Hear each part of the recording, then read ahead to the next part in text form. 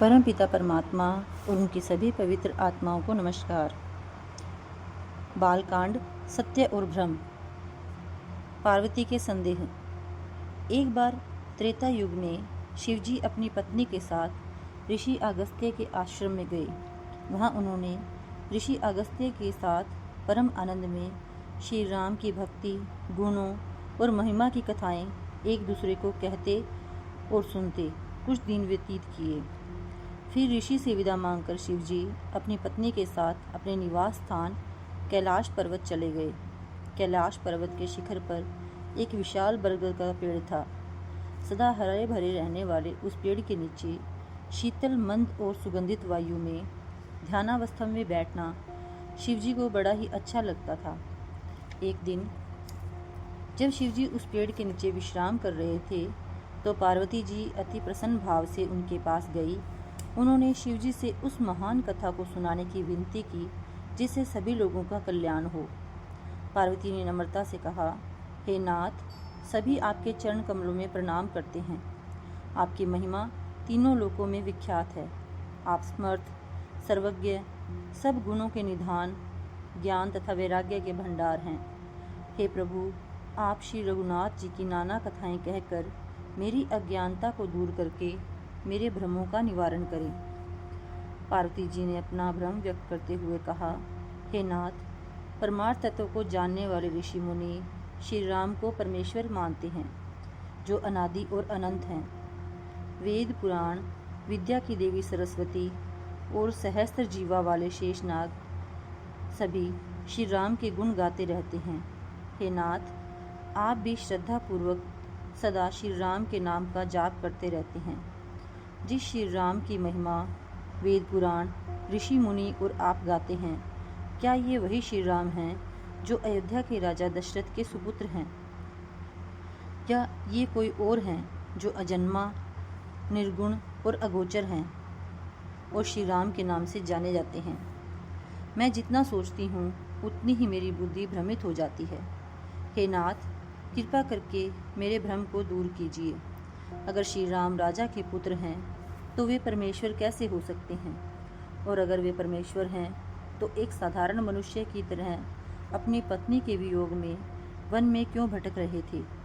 मैं एक तरफ जब उनके चरित्र को देखती हूँ और दूसरी तरफ जब उनकी महिमा सुनती हूँ तो मेरी बुद्धि भ्रमित हो जाती है। पार्वती जी की निष्कपटता और उत्सुकता से शिवजी अति प्रसन्न हो गए और उनके अंतर में श्री राम की अद्भुत लीलाओं के दृश्य प्रकट होने लगे। श्री राम के स्वरूप का ध्यान आते ही शिवजी की आंखें नम हो गईं, उनका शरीर पुलकित हो गया और वे परम आनंद की अवस्था में ध्यान मग्न हो गए। ध्यान की अवस्था से बाहर आने पर उन्होंने पार्वती को राम कथा सुनानी आरंभ की। असत्य और सत्य में फर्क मालूम ना हो तो जैसे सही जानकारी के बिना रस्सी को देखकर सांप का भ्रम हो जाता है, उसी तरह झूठ को सच मान लिया जाता है। जागने पर जैसे स्वप्न का भ्रम खत्म हो जाता है, ऐसे ही सच्चाई को जान लेने पर यह जगत का भ्रम दूर हो जाता है। मैं श्री राम के बाल रूप का वंदन करता हूँ, जिन्होंने दशरथ जी के आंगन में बाल लीला रचाई। वे मंगल के धाम और अमंगल को हरने वाले हैं। उनका नाम जपने से सब सिद्धियां सहज ही प्राप्त हो जाती हैं। ऐसे श्री राम सदा मुझ पर कृपा करें। राम कथा का महत्व। श्री राम को प्रणाम करके शिवजी आनंद में भरकर पार्वती से बोले, हे पार्वती, तुम धन्य हो, तुम्हारे समान कोई उपकारी नहीं है। तुमने जगत के कल्याण के लिए ही राम कथा का प्रसंग पूछा है। यह कथा सभी लोगों और जगत को पवित्र करने वाली गंगा जी के समान होगी। केवल मनुष्यों में ही गुरु और परमात्मा की भक्ति के रस का अनुभव करने की क्षमता है। शिवजी पार्वती को बताते हैं कि जिन मनुष्यों ने अपना जन्म परमात्मा की भक्ति के बिना व्यर्थ गंवा दिया है, उनका जीवन पशु या पौधों के समान ही है। तुलसीदास जी कहते हैं, हे भाई, मनुष्य शरीर पाकर भी यदि राम का भजन ना किया जाए तो इस जगत में इसके समान दुखद हानि और क्या हो सकती है। पार्वती को प्रोत्साहित करते हुए शिवजी बोले, अपने हृदय में मनन करके संदेह छोड़ दो और श्री राम के चरणों को भजो। सूर्य की किरणों के समान मेरे वचन तुम्हारे भ्रम रूपी अंधकार का नाश कर देंगे। शिवजी तब पार्वती के इस प्रश्न का समाधान करते हुए बताते हैं कि एक परमात्मा सगुण और अगुण दोनों कैसे हो सकता है। मुनिजन, पुराण, ज्ञानीजन और वेद सभी कहते हैं परमात्मा के सगुण और अगुण रूप में कुछ भी भेद नहीं है। जो अगुण निराकार, अदृश्य और अजन्मा है वही भक्तों के प्रेम के वश होकर साकार या सगुण रूप धारण करता है। प्रश्न उठता है कि जो अगुण है वह सगुण कैसे बन जाता है।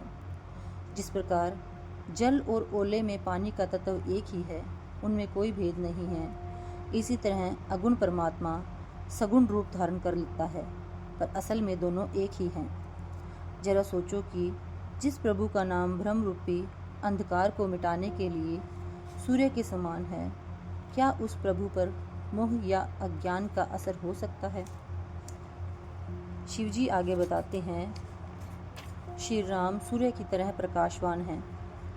वे सच्चिदानंद हैं, सत्य, चित और आनंद स्वरूप हैं। उनमें मोह रूपी रात्रि कभी ठहर ही नहीं सकती। श्री राम सहज ही प्रकाश स्वरूप हैं, अतः उनमें रात्रि का अंधकार और ज्ञान रूपी सूर्य का उदय नहीं होता, अर्थात वे एक समान प्रकाशमान ही रहते हैं। सुख और दुख, ज्ञान और अज्ञान, अहंकार और स्वाभिमान, ये सब जीव की विशेषताएं हैं। यह सब जानते हैं कि प्रभु राम तो स्वयं पूर्ण परमेश्वर, सर्वव्यापक और परमानंद स्वरूप हैं। वह अमर, आदि से अंत तक सदा रहने वाले सनातन पुरुष और प्रकाश के भंडार हैं। वह श्री राम रघुकुल में एक अनमोल रत्न की तरह प्रकट हुए हैं। वही प्रभु राम मेरे स्वामी हैं। ऐसा कहकर शिवजी ने प्रभु राम को मस्तक नवाया। भ्रम के बारे में पार्वती को समझाते हुए शिवजी कहते हैं, जैसे सूर्य अपनी पूर्ण तीव्रता से आकाश में हमेशा ही चमकता रहता है, परंतु जब बादलों का पर्दा आ जाता है तो अज्ञानी मनुष्य कहते हैं कि सूर्य ने अपना प्रकाश खो दिया है। इसी तरह अज्ञानी मनुष्य अपने भ्रम और अज्ञानता को स्वीकार नहीं करते। यद्यपि वे स्वयं ही इसका कारण हैं, फिर भी वह परमात्मा पर ही दोष लगाते हैं।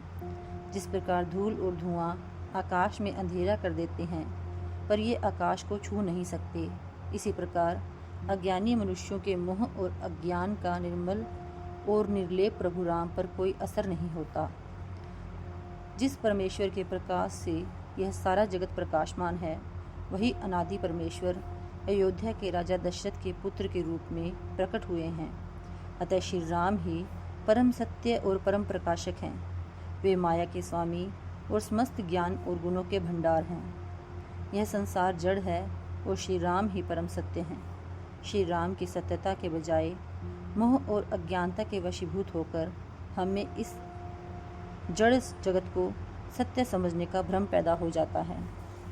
शिवजी पार्वती को कुछ उपमाओं द्वारा समझाते हुए कहते हैं कि जैसे सीप की चमक से चांदी का भ्रम होता है और रेगिस्तान में रेत पर सूर्य की किरणें पड़ने से पानी का आभास होता है, परंतु सब जानते हैं कि यह असत्य है, फिर भी इस भ्रम को कोई नहीं मिटा सका।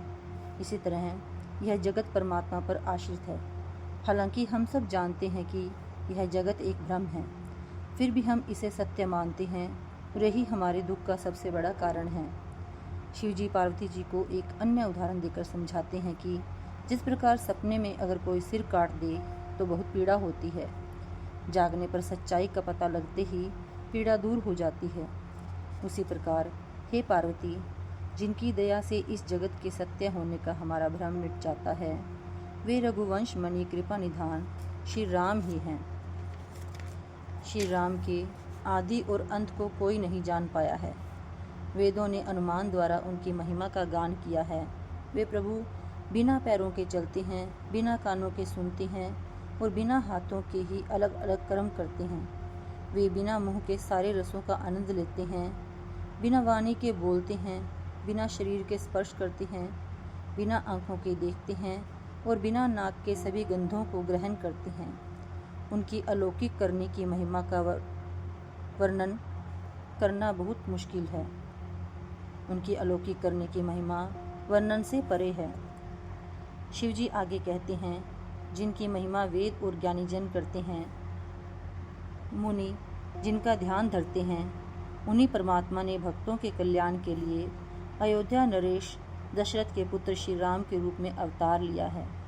उनके नाम की शक्ति से मनुष्य कष्ट रहित हो जाते हैं और मृत्यु के पश्चात मुक्ति प्राप्त करते हैं। जड़ और चेतन यानी संपूर्ण जगत के स्वामी श्री राम मेरे इष्ट हैं। वे सभी के हृदय की बात जानने वाले हैं।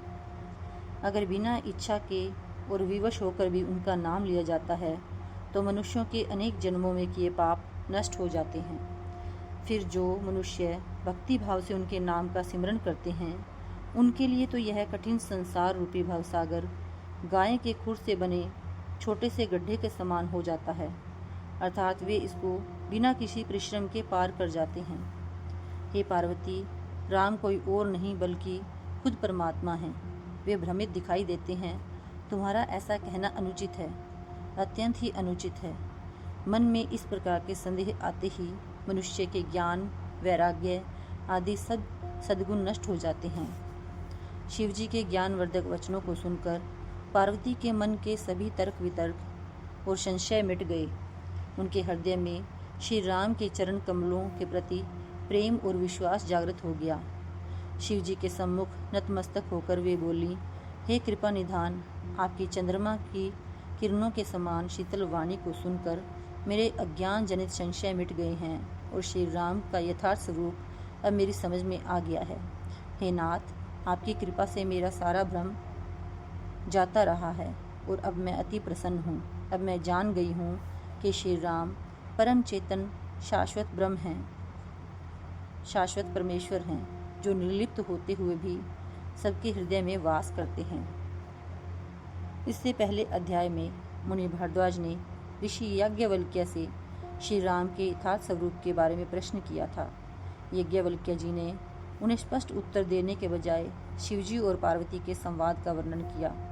जिस प्रकार पूर्ण आत्मज्ञानी शिवजी ने पार्वती का मार्गदर्शन किया था, जिसके कारण पार्वती श्री राम के वास्तविक स्वरूप को समझने के योग्य हो गई, उसी प्रकार आत्मज्ञान की खोज कर रहे जीव को भी एक आध्यात्मिकता से पूर्ण मार्गदर्शक की आवश्यकता होती है, जो उसे ब्रह्मांड के रहस्यों और परमात्मा के सच्चे और यथार्थ स्वरूप को समझा सके।